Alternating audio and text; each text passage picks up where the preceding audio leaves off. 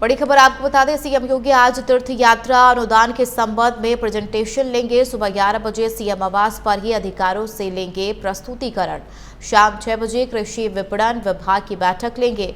CM योगी राज्य कृषि उत्पादन मंडी परिषद के संचालक मंडल की 171वीं बैठक करेंगे। दोपहर 11 बजे बौद्ध और सिख धर्म अनुयायियों की तीर्थ यात्रा अनुदान योजना पर प्रस्तुति होगी। सीएम योगी इस योजना को और प्रभावी बनाने के निर्देश दे सकते हैं।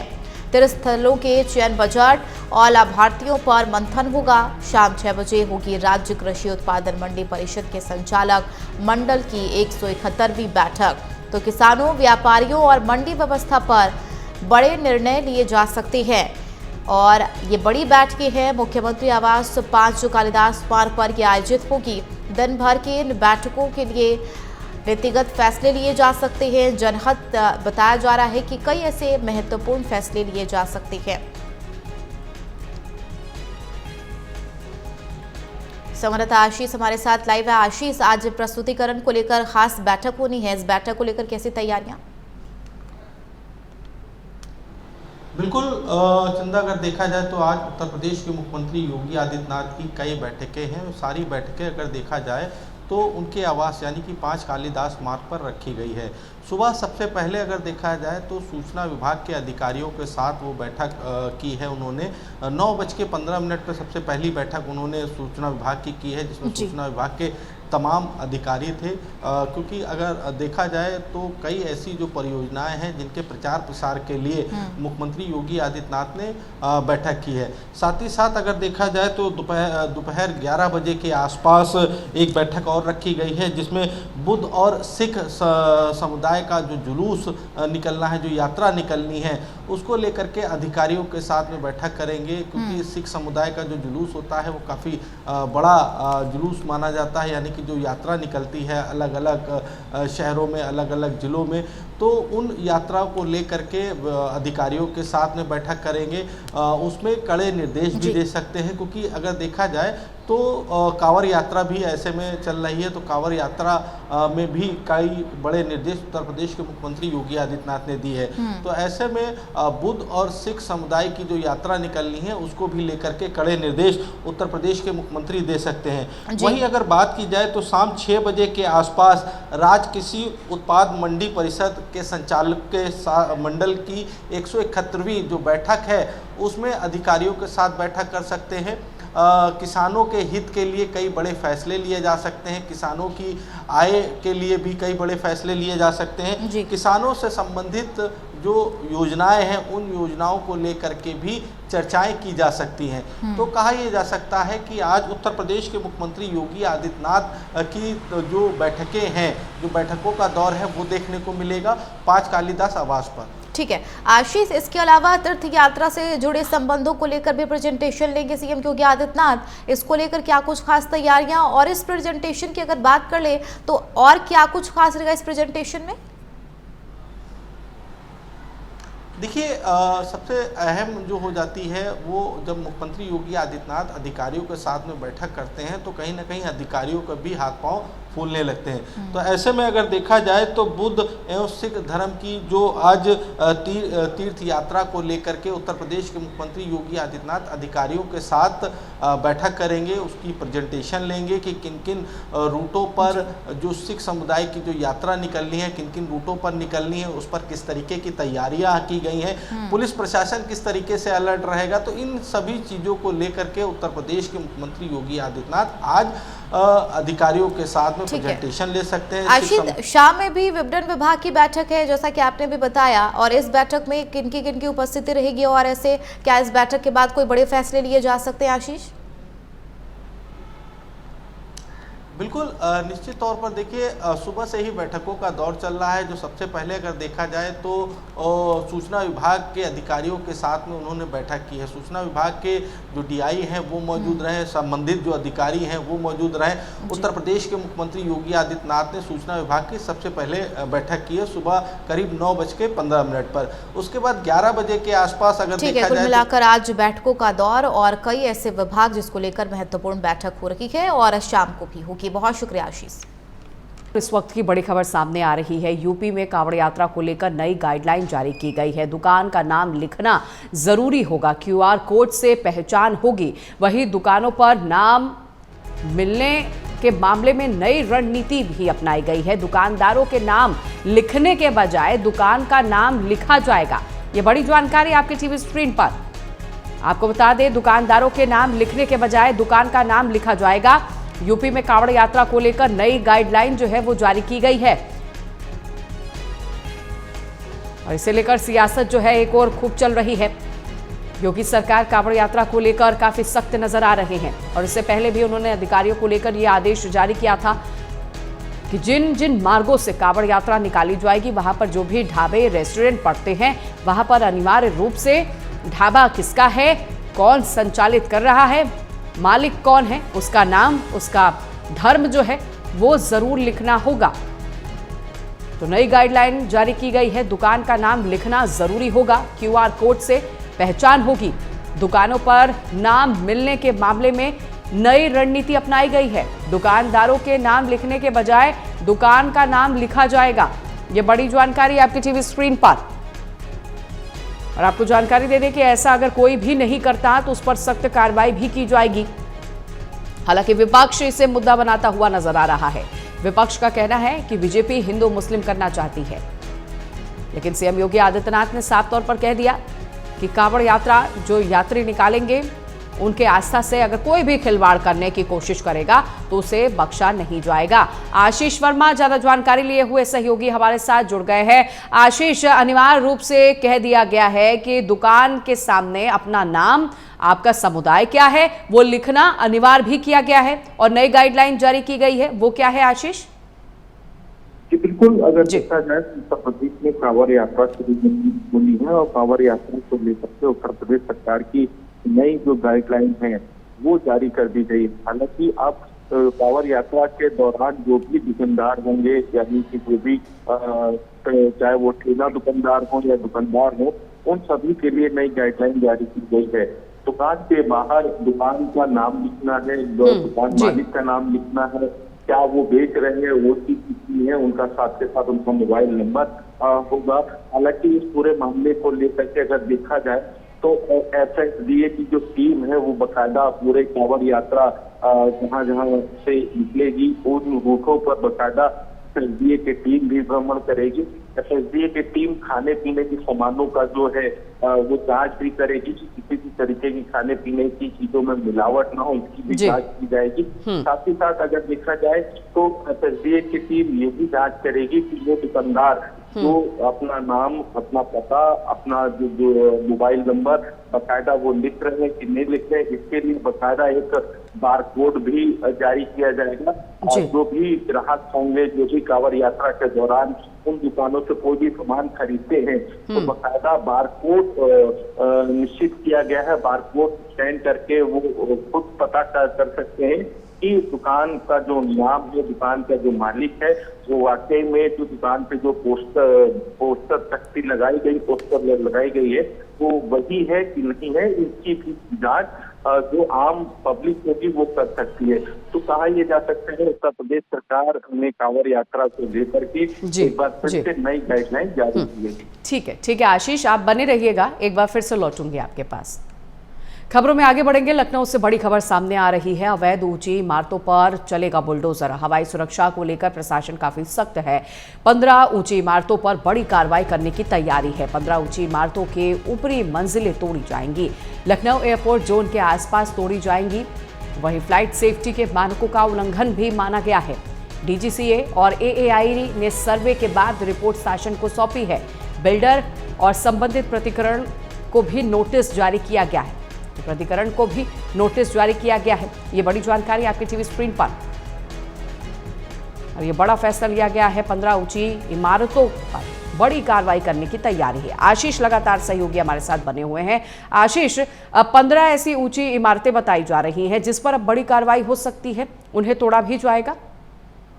जी बिल्कुल, निश्चित तौर पर अगर देखा जाए जिस तरीके से लखनऊ एयरपोर्ट के आसपास जो ऊंची इमारतें बनी हुई उन इमारतों को तोड़ने की कवायद की जा रही है। हालांकि जिस तरीके से बीते दिनों जो घटनाएं देखी गई, जब प्लेन जी, उड़ान जी। भरता है उसके बाद जो घटनाएं हुई है उसको लेकर के बकायदा डीजीपीए की जो टीम है और एआईए की जो टीम है, इन्होंने लखनऊ में बकायदा एक सर्वे किया था।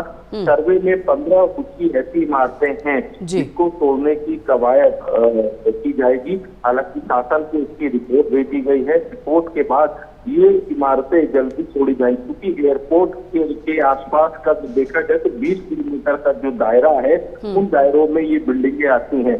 तो ऐसे में कोई बड़ा हादसा न हो। जब प्लेन उड़ान भरता है या प्लेन जब एयरपोर्ट पे आता है तो इस तरीके की कोई घटनाएं ना हो, इसको लेकर के बकायदा डीजीपीए और एआईए की जो सर्वे टीम है उसने निरीक्षण किया था। निरीक्षण के बाद लखनऊ में ऐसी जो 15 इमारतें हैं जिनको अब तोड़ने की कवायद पेश की जाएगी। ठीक है आशीष, बहुत शुक्रिया आपका जानकारी देने के लिए। खबरों में आगे बढ़ेंगे और इस वक्त की बड़ी खबर सामने आ रही है। त्रिनिदाद टोबैगो की यात्रा के बाद अर्जेंटीना के दौरे पर प्रधानमंत्री नरेंद्र मोदी हैं।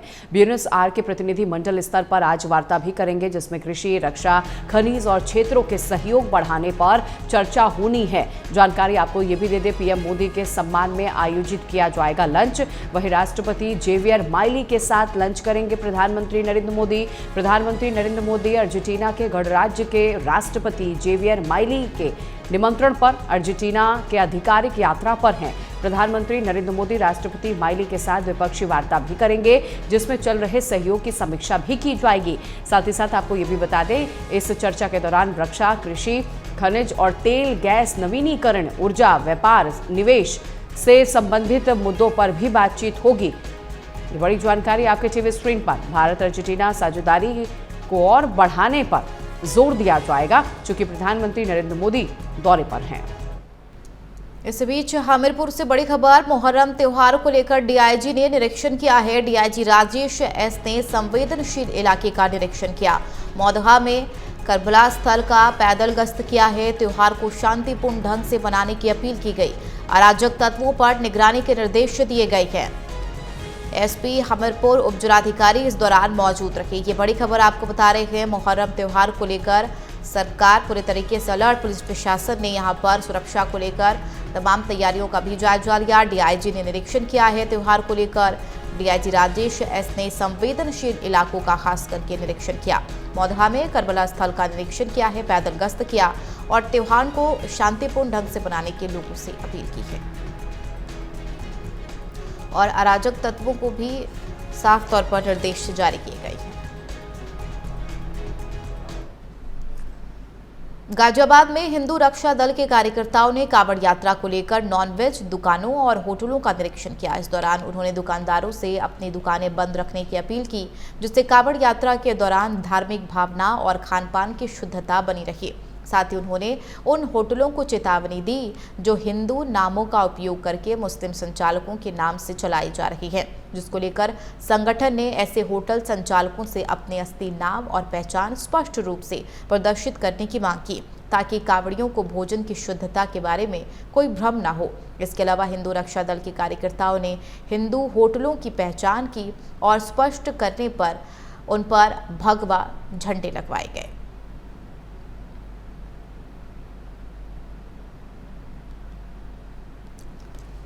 तो टीम ने यहां पर बाकायदा निरीक्षण किया है। हिंदू रक्षा दल के कार्यकर्ताओं ने नॉनवेज दुकानों और होटलों का निरीक्षण किया, जिसकी तस्वीरें भी आप टीवी स्क्रीन पर देख सकते हैं। खबरों में बढ़ेंगे आगे। खबर यूपी के मुरादाबाद से है, जहां पर बताया जा रहा है पुलिस ने फर्जी दस्तावेज के तहत यहां पर बड़ी कार्रवाई को अंजाम दिया है। बताया जा रहा है कि धोखाधड़ी का ये पूरा मामला, जहां पुलिस ने मुरादाबाद के नामी शराब कारोबारी हरभजन सिंह चड्ढा की पत्नी, बेटे और पोते के खिलाफ धोखाधड़ी की एफआईआर दर्ज की। एफआईआर में हरभजन की बहू को भी नामजद किया गया। मुरादाबाद के सिविल लाइन्स थाने में एफआईआर हरभजन सिंह चड्ढा के प्रॉपर्टी के काम में उनके पार्टनर रहे गोपाल मिश्रा की ओर से भी दर्ज कराई गई है। एफआईआर में गोपाल मिश्रा ने फर्जी दस्तावेजों से ठगी करने का आरोप लगाया है।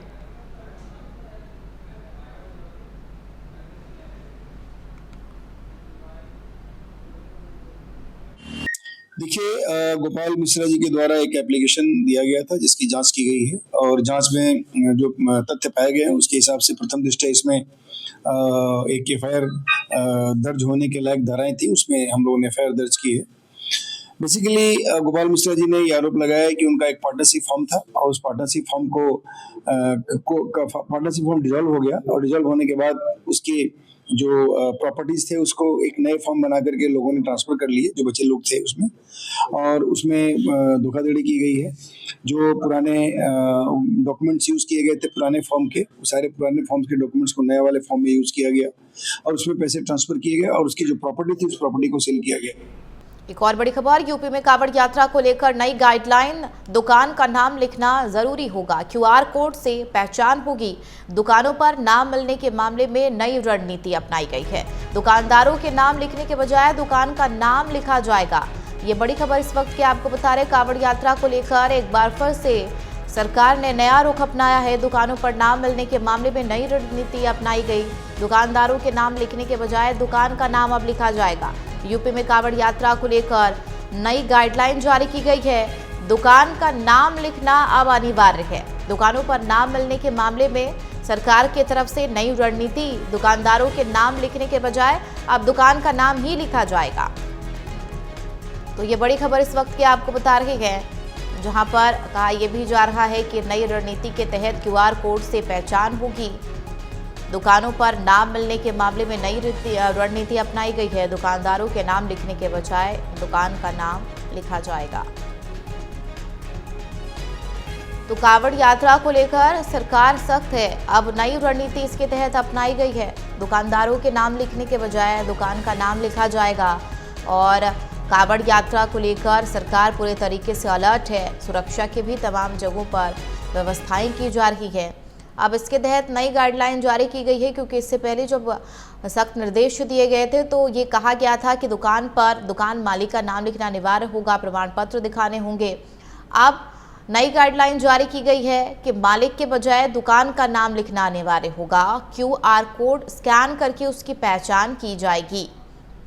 तो ये बड़ी खबर आपको बता रहे हैं। 11 जुलाई से कांवड़ यात्रा की शुरुआत होगी।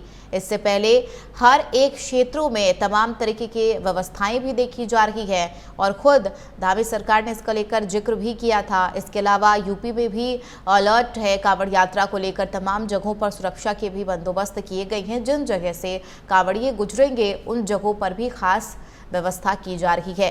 खासतौर पर सुरक्षा के लिहाज से भी विशेष ध्यान रखा जा रहा है। तो अब दुकानदारों के नाम लिखने के बजाय दुकान का नाम लिखा जाएगा।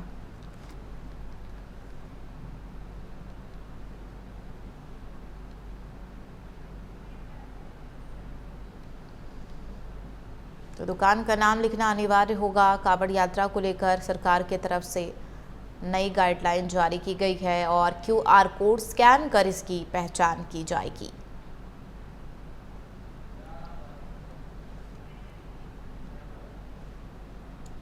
संवाददाता आशीष हमारे साथ लाइव है। आशीष, कांवड़ यात्रा को लेकर अब सरकार ने नई गाइडलाइन जारी की है। अब दुकान मालिक के बजाय दुकान का नाम लिखना अनिवार्य किया गया है। इस तरीके से कांवड़ यात्रा को लेकर के उत्तर प्रदेश सरकार जो है पहले से सतर्क है। उत्तर प्रदेश सरकार लगातार अलग अलग तरीके की जो गाइडलाइन है वो जारी कर रही है। ऐसे में अगर देखा जाए तो कांवड़ यात्रा 11 जुलाई से शुरू होनी है और जिन रूटों पर कांवड़ यात्रा निकलनी है उन रूटों पर बकायदा नई गाइडलाइन जारी की गई है। उन रूटों पर जो खाने पीने की जो दुकान है, जो ठेले लगाते हैं, उनके लिए बकायदा गाइडलाइन जारी की गई है। क्योंकि देखा जाता है कि अनुमान जब कांवड़ के दौरान जो दुकानें लगती हैं वो उन दुकानदारों का नाम नहीं होती, उनकी कोई पहचान नहीं होती, खाने पीने की चीजों में मिलावट होती है।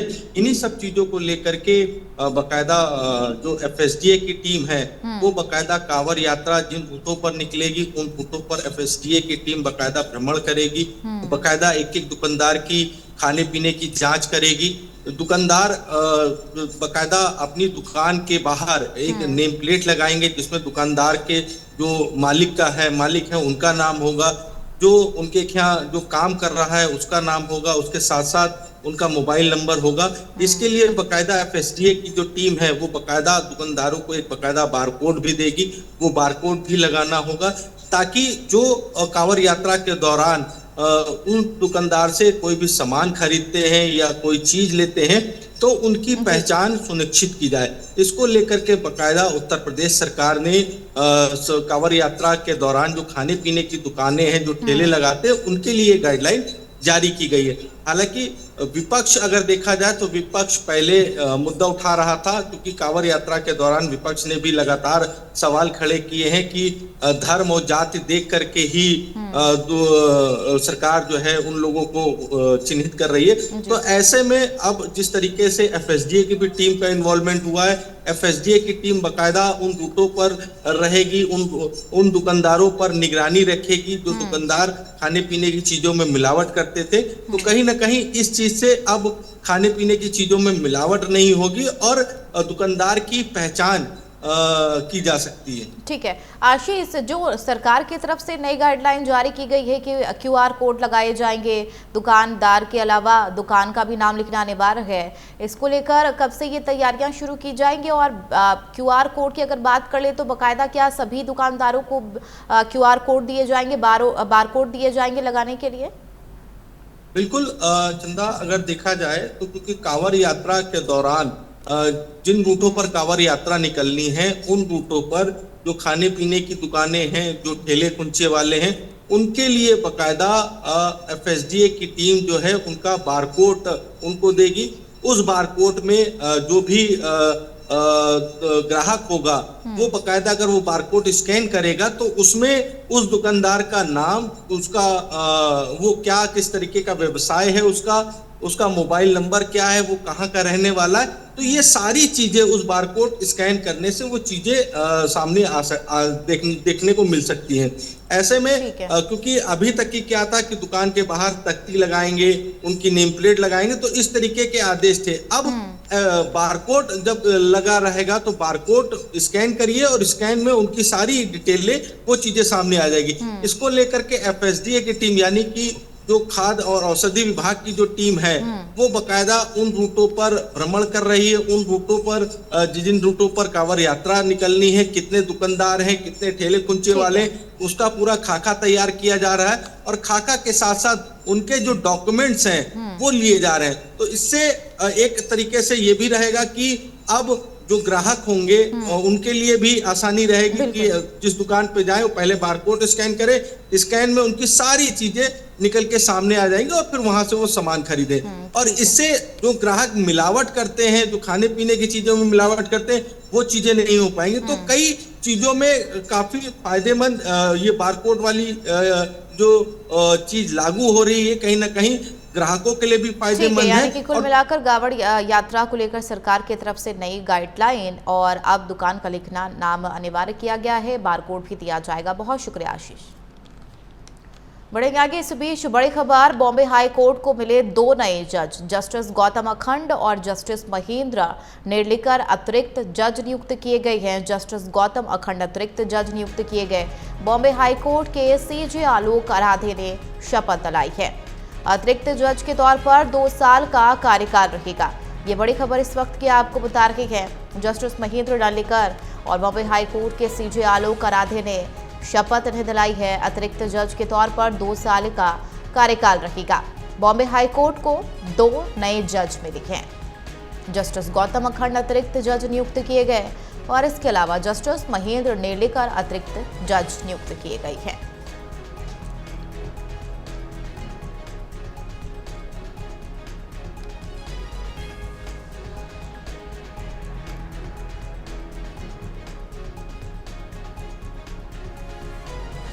तो जस्टिस महेंद्र नेर्लिकर अतिरिक्त जज नियुक्त किए गए हैं और बॉम्बे हाई कोर्ट के सीजे आलोक आराधे ने दोनों जजों को शपथ दिलाई है। अतिरिक्त जज के तौर पर 2 साल का कार्यकाल रहेगा।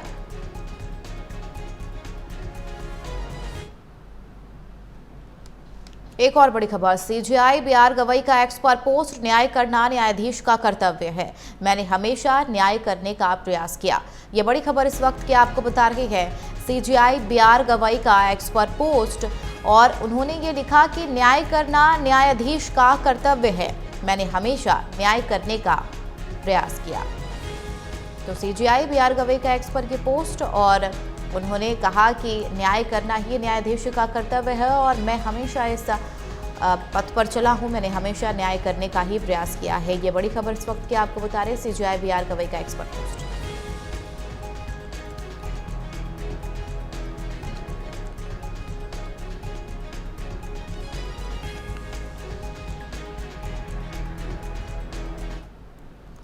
छत्तीसगढ़ संपर्क क्रांति में बम की सूचना मिली, जिसके बाद इलाके में हड़कंप मच गया। ट्रेन के झांसी पहुंचने से पहले आरपीएफ, जीआरपी, सिटी मजिस्ट्रेट मौके पर पहुंची।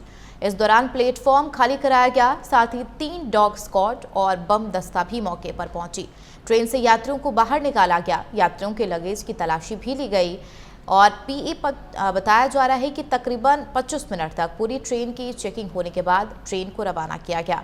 ट्रेन रवाना करने के बाद झांसी प्रशासन ने राहत की सांस ली। निजामुद्दीन से दुर्ग जाने वाली संपर्क क्रांति को आज झांसी स्टेशन पे गाड़ी को रोक दिया गया है। उसमें पता चला कि प्रशासन को जब पता चला कि उसमें बम रखने की सूचना है, प्रशासन को सूचना मिलते ही प्रशासन पूरा अलर्ट हो गया। अलर्ट होते ही जीआरपी, आरपीएफ, डॉग स्क्वाड से लेकर लोकल पुलिस भी भारी मात्रा में प्रशासन पूरा सिटी मजिस्ट्रेट सहित पूरा प्रशासन यहाँ मौजूद है। आपको बता दें, ट्रेन को जो यात्रियों को बाहर निकाला गया, बाहर निकालने के बाद उनके अंदर ट्रेन में चेकिंग की गई। चेकिंग के दौरान पूरे डॉग स्क्वाड से लेकर बम स्क्वाड तक पूरा प्रशासन अंदर चेकिंग करता रहा। चेकिंग कर हुई कि ट्रेन में ऐसा कुछ नहीं अभी तक तो फिलहाल नहीं मिला है, लेकिन उनका कहना यह है कि कोई फोन आने पर बम पुलिस पूरे प्रशासन यहाँ पर अलर्ट हुआ। अलर्ट होने के बाद इस समय पूरा फोर्स प्रशासन, पुलिस प्रशासन साथ में। हम जानना चाहेंगे कि किस चीज़ की सूचना मिली थी और सर क्या मामला, क्या सूचना मिली थी सर? 10 बजे के लगभग कंट्रोल रूम से हमको सूचना मिली थी कि जो संपर्क क्रांति ट्रेन है जो दिल्ली से चल कर के इधर झांसी आकर जो छत्तीसगढ़ के लिए जा रही है, इसमें बम होने की सूचना है। इस सूचना पर जब कंट्रोल रूम से हमको सूचना मिली, तत्काल हमने अपने उच्च अधिकारियों को बताया और बीडीएस टीम, एएसएफ टीम लेकर के और जीआरपी और आरपीएफ से संपर्क स्थापित करके यहाँ पर पूरी ट्रेन को सभी सवारियों को उतार करके उनका पूरा एएसएफ, बीडीएस टीम के द्वारा चेक किया गया। ऐसा कोई संदिग्ध वस्तु या संदिग्ध सामान नहीं मिला। सर, ये सूचना कहाँ से आई है, क्या है इसका सूचना, तो उसको कुछ ट्रेस किया गया, क्या है? ये हमको कंट्रोल रूम से सूचना मिली थी। क्या सूचना पे यहाँ पर क्या सूचना थी? यहाँ पर हम लोगों को सूचना प्राप्त हुई कि जो हजरत निजामुद्दीन दुर्ग छत्तीसगढ़ संपर्क क्रांति है उसमें बम होने की सूचना प्राप्त हुई, तो जिस पर एसपी सिटी साहब, सीओ सिटी साहब, अन्य पुलिस बल, जीआरपी, आरपीएफ और रेलवे प्रशासन के साथ सभी यात्रियों को उस ट्रेन से प्लेटफॉर्म पर उतारकर पहले प्लेटफॉर्म खाली कराया गया। फिर ट्रेन से यात्रियों को सामान सहित उतार करके उनके सामानों की जांच और ट्रेन में उसके टॉयलेट आदि की संपूर्ण जांच कराने के उपरांत पुनः आराम से यात्रियों को उनके सीट पर बैठवा दिया गया है। अब ट्रेन अपने गंतव्य को जाने के लिए तैयार है। ईश्वर की कृपा से अभी तक कुछ ऐसा सामान नहीं मिला जो आपत्तिजनक हो, कोई बम आदि नहीं मिली। सिटी मजिस्ट्रेट ने बताया कि सूचना मिलने के बाद तुरंत प्रशासन एक्टिव हो गया। एक्टिव होने के बाद पूरी ट्रेन की चेकिंग की गई। बम स्क्वाड से लेके, डॉग स्क्वाड से लेके पूरी आरपीएफ, जीआरपीएफ और पूरा प्रशासन, लोकल पुलिस, सिटी मजिस्ट्रेट से लेके और एसपी सिटी और सीओ सिटी, सारे लोग एक्टिव होकर पूरी ट्रेन को, यात्रियों को बाहर निकाला गया। उनको निकालने के बाद और पूरी ट्रेन की चेकिंग की गई। चेकिंग दौरान उन्होंने बताया कि ऐसा कुछ नहीं पाया गया है और जो सूचना मिली थी उनको कंट्रोल रूम के द्वारा मिली गई थी। हालांकि अभी ट्रेन इस वक्त अभी भी ट्रेन स्टेशन पर, महारानी एक्सप्रेस स्टेशन में मौजूद है। अभी भी ट्रेन को कहीं कहीं उनके यात्रियों के लगेज चेक किए जा रहे हैं। उनके लगेज के चेक के साथ साथ कुछ ट्रेन की अभी भी चेकिंग चल रही है। झांसी से प्राइम न्यूज़ के लिए राकेश शर्मा।